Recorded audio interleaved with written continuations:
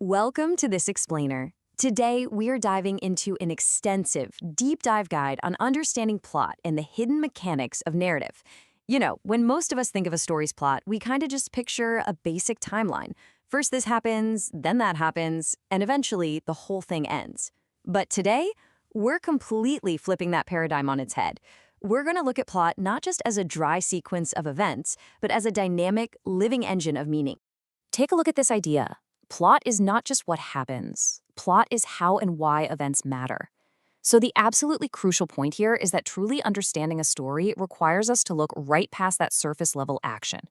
Honestly, anyone can tell you what happened in a book. But actually analyzing a plot, that means asking why a specific event had to happen, how it impacted the characters involved, and what larger meaning it created. We're making a massive leap from the what to the why. Okay, let's dive into this. Here is our roadmap for today.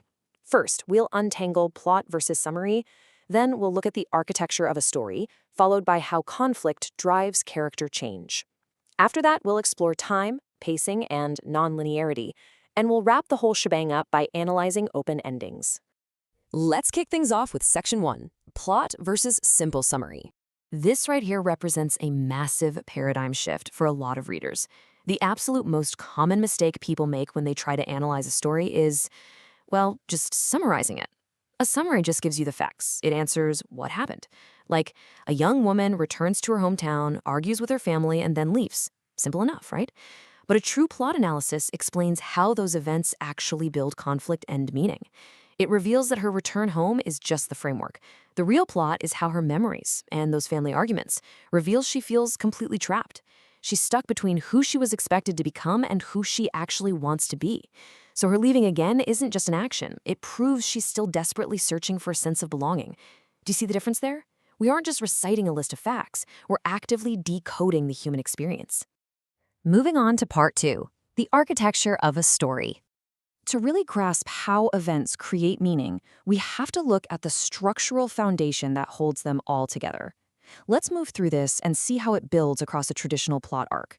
We start off with the exposition just to set the stage, followed by an inciting incident that kicks things into gear.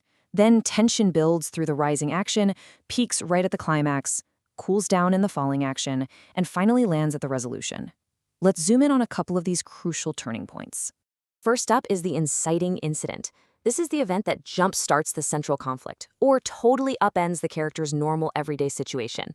Now, why does this matter so much? Because it creates unavoidable movement. It could be a sudden heartbreaking betrayal, a mysterious letter arriving in the mail, or just a really startling realization. Whatever it is, it completely shatters the status quo. The character literally has no choice but to react. Without this spark, the story simply doesn't happen. And then we have the climax. You've probably heard this described as the moment of greatest tension, where the conflict reaches its absolute peak. But here is something absolutely vital to keep in mind, especially if you're reading literary fiction. A climax does not have to be some loud, explosive battle or a dramatic shouting match in the rain. Actually, scratch that. Very often, the most powerful climaxes are incredibly quiet, internal moments. It might just be a character sitting alone in a dim room, finally seeing the truth of a situation for the very first time. It's simply the turning point where there is absolutely no going back. Which leads us to the ultimate million-dollar question.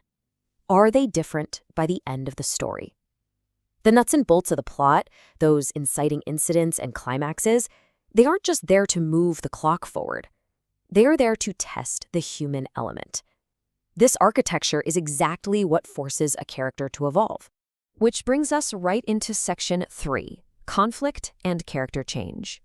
Listen, conflict is the absolute driving force of the plot.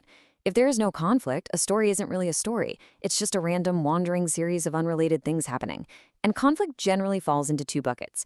External conflict is a character struggling against outside forces. We're talking society, nature, a villain, or heavy cultural pressures.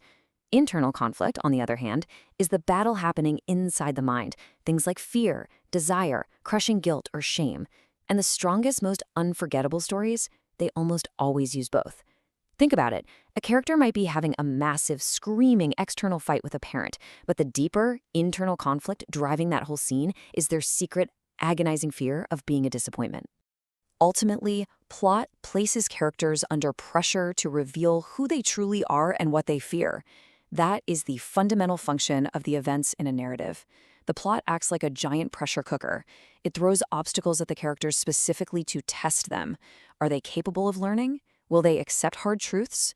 Or are they just going to run away?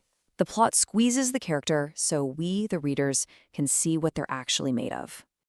Let's move to Section 4, Time Pacing and Nonlinearity.